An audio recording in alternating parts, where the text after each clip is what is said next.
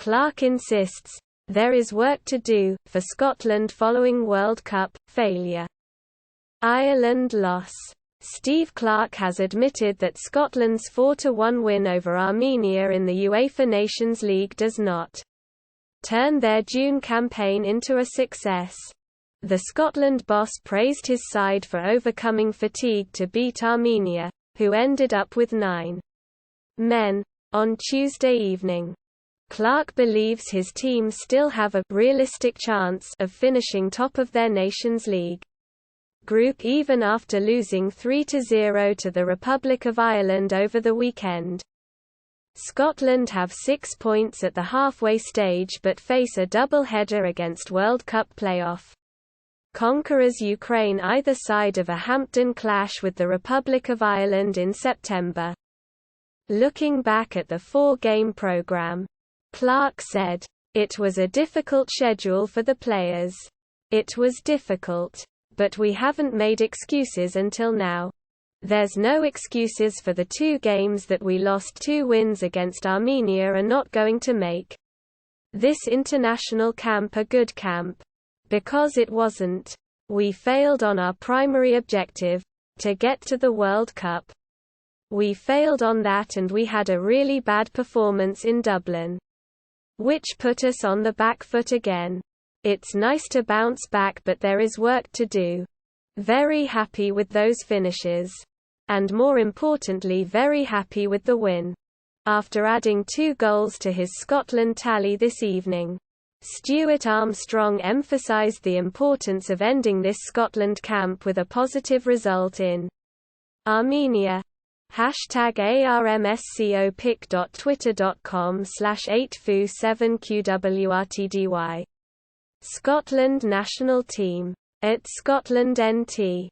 June 14, 2022. Scotland had work to do after 6 minutes in Yerevan when they fell behind following Grant Hanley's mistake. Stuart Armstrong quickly levelled but Scotland looked vulnerable at the back until settling down. Around the half-hour mark, the odds went in their favour just before the break when Arman Hovhannissian was shown 2 yellow cards for fouling Nathan Patterson and head-butting John McGinn inside 5 seconds. The visitors hammered home their numerical advantage with goals from Armstrong, John McGinn and Che Adams in the following 10 minutes of action. Clarke, who revealed missing defenders Andy Robertson, John Souttar and Scott McKenna were nowhere near making the 2,500-mile trip, said, "We started the game slowly. There was a reaction to the long journey and the flight. There's a lot of fatigue in the players' legs that we haven't really spoken about too much. Because we don't want to be seen to be making excuses. But it was there and they got in behind us and the players showed great character to come back. I'm delighted for Stuart, Che Adams and John McGinn, the 3 players we put in forward positions. It showed that our forward players can score goals. It was a game we wanted to win and a game we probably had to win. Although not necessarily mathematically. It gives us the chance to go into the games in September with a realistic chance of topping the group and that's what we wanted." Home boss Joaquin Caparrós claimed the first red card was the deciding factor but Clarke said, "I thought we already had control of the game when it was 1-1. Don't forget those challenges and tackles come as a result of us dominating possession.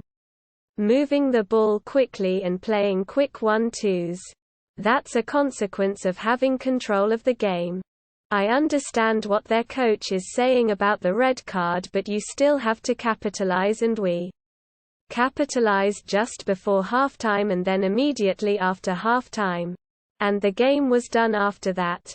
There were some angry scenes in the closing stages when Carmo Hovhannissian was shown a straight red card following a wild challenge on substitute Lewis Ferguson and one home player had to be dragged away from Jack Hendry after the final whistle."